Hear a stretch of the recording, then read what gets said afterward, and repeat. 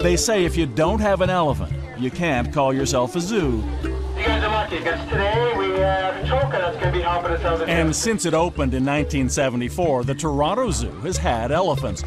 In all, 12 of them. Over the years, 7 died, and 2 were transferred to other zoos. The surviving 3, Tika, Toka, and Aringa, are all African females in their 30s and 40s. Toka here is estimated to be about 42 years old. For elephants in captivity, they're the twilight years. Then in 2011, a surprise announcement. The city-owned zoo decided to phase out its elephant program. But first, it would find the elephants the best possible retirement home. Compared to Edmonton and Alaska, it all seemed so rational and calm. The Toronto Zoo Board drew up a list of criteria for a potential new home for its elephants. It had to have elephants already, and the room to accommodate more. It had to be willing to accept elephants past breeding age, as was the case with the 3 from Toronto. And it had to be a place which did not use metal bull hooks for discipline. Add it all up, and there was one candidate which met all the criteria: the Paws Sanctuary here in California. At Paws, the elephants live with others of the same species and gender. The 3 female African elephants are one such group.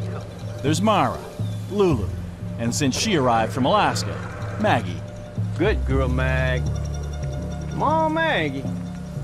With over 2,300 acres, 80 for the female Africans alone, as an elephant habitat, Paws clearly compares favorably to almost any zoo, including Toronto's.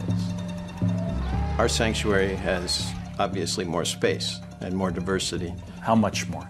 At least 40 times more, I would guess, something like that. They almost can't go anywhere without going up or down a hill, which just makes the texture of their lives a little different. You know, they can, go up higher where they can see. They can get on different sides of the hill. Certain times of the year, the grass is really tall and green, and they eat a lot of grass. They have just little snippets of a normal life. It's that glimpse of normal life for elephants that sets apart the Paws Sanctuary. By comparison, Toronto's 3 elephants share an enclosure not of 80 acres, but less than 2 acres, much of it concrete. So when it was decided to close the elephant exhibit, it shouldn't have been a surprise they might consider sending the elephants to Paws, which has an international reputation.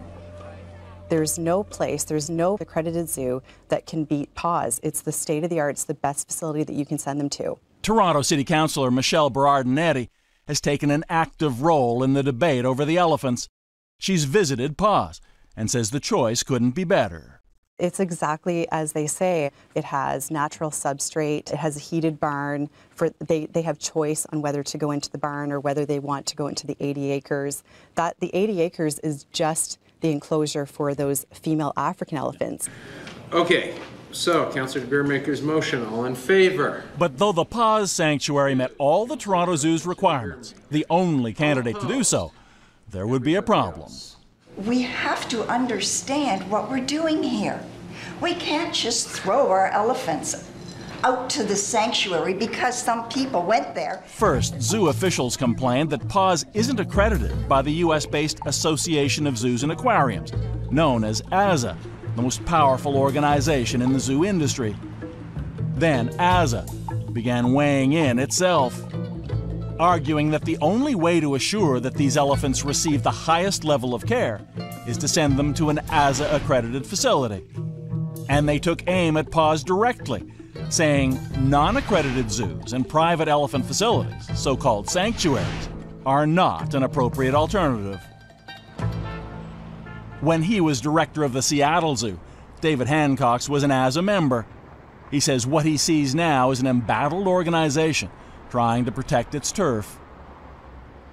The AZA has gone out of its way to vilify the sanctuaries. They've told all sorts of wrong stories, they put out wrong information, they criticize them very, very harshly.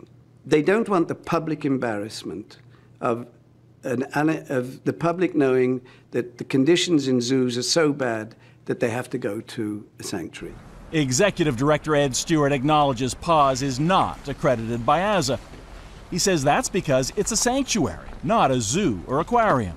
And he maintains living conditions there are far better than at many facilities which are AZA accredited. If they wanted to give me an accreditation tomorrow, I wouldn't take it, because they have facilities, number one, that use bull hooks, number two, that do circus acts with their elephants, number three, use electric shock on their elephants, and so we don't want to do it. We wouldn't do it. But as you'll see, the fight was just beginning. I would characterize the Toronto Zoo elephant placement as just chaos from the top to the bottom. Okay, so our last item, moving the 3 Toronto Zoo elephants. In the midst of AZA's lobbying campaign, Toronto City Council met and discussed what to do next. Almost 6 months had passed since the original decision to move the elephants. Don't defer this through another winter.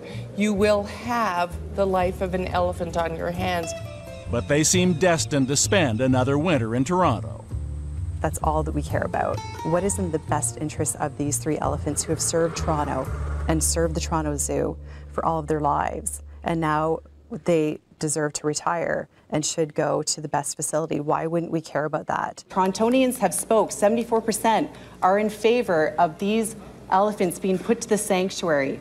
In the end, Council voted to pass a motion presented by Michelle Berardinetti. The motion carries 31-4. By a resounding margin, it decided to send Tika, Toka, and Aringa to the PAWS Sanctuary in California after all. And right away, the AZA lobbying campaign began again, urging the zoo to get City Council to reverse its decision, warning that if not, we cannot predict possible actions that might be taken. It's all fanned the flames of public opinion on both sides of the issue. Make the decision that makes the most sense. Don't evict our elephants. What do we want? In the war over elephants and zoos, it seems Toronto is now ground zero. Which may well be why, in the spring of 2012, the Association of Zoos and Aquariums denied the Toronto Zoo's accreditation, not for mistreating animals, but because City Council had voted to send their elephants to PAWS. Loss of accreditation could severely limit the acquisition of new animals for the Toronto Zoo. But David Hancock believes it's all part of the AZA strategy to keep control of its headline animals, the charismatic megafauna the zoo business is built on. What they're doing, in fact, of course, is sending a warning shot across the bow of every other city council in North America, saying if you even think of removing your elephants to a sanctuary, we're going to take your accreditation away. Send the elephants to PAWS! So the front lines are drawn on both sides, those proclaiming concern for the elephants. In the middle, Toka, Tika, and Aringa themselves, alongside the crates in which they may or may not be transported to California. I've visited PAWS, and I think it is the nearest possible thing to the elephant's natural habitat. Bob Barker left no doubt where he stands when Pat Derby of PAWS asked if he'd help pay for the difficult and very expensive elephant relocation, should it ever take place. She said it would cost around $880,000.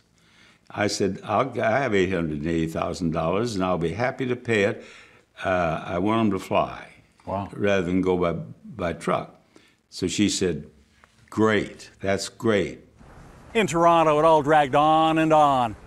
For months, we attempted to contact a representative of the Toronto Zoo to ask them to speak with us. And for months, they refused even to respond. Finally, as we finished this program, they officially denied our request for an interview. I'd like to begin. And a year and a half after their original decision to relocate the elephants, Toronto Zoo officials are still resisting the move. My name's John Triconia, and I'm the CEO here at the Toronto Zoo. At a recent news conference, they gave reasons for the delay, raising questions about record keeping, about the aircraft that would transport the elephants.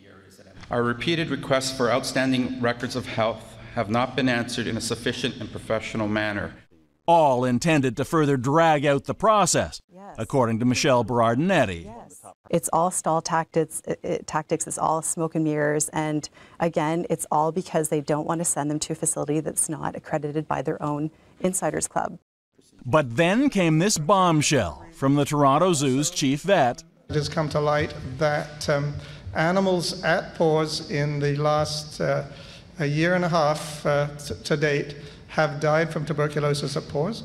Ed Stewart says that's simply not true. He insists no elephants have ever died at paws because of TB.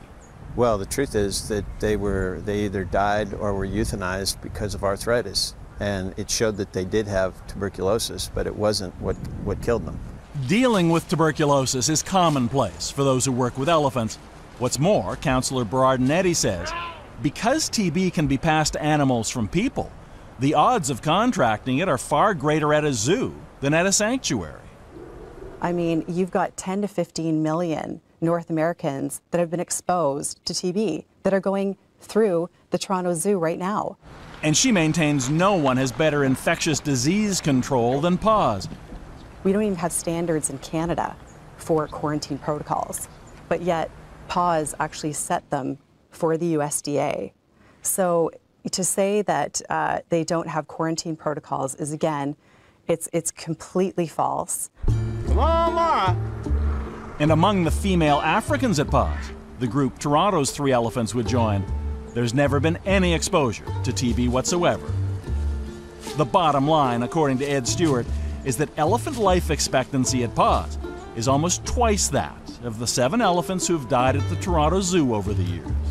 The average age was over 52 years old for the elephants that have died here.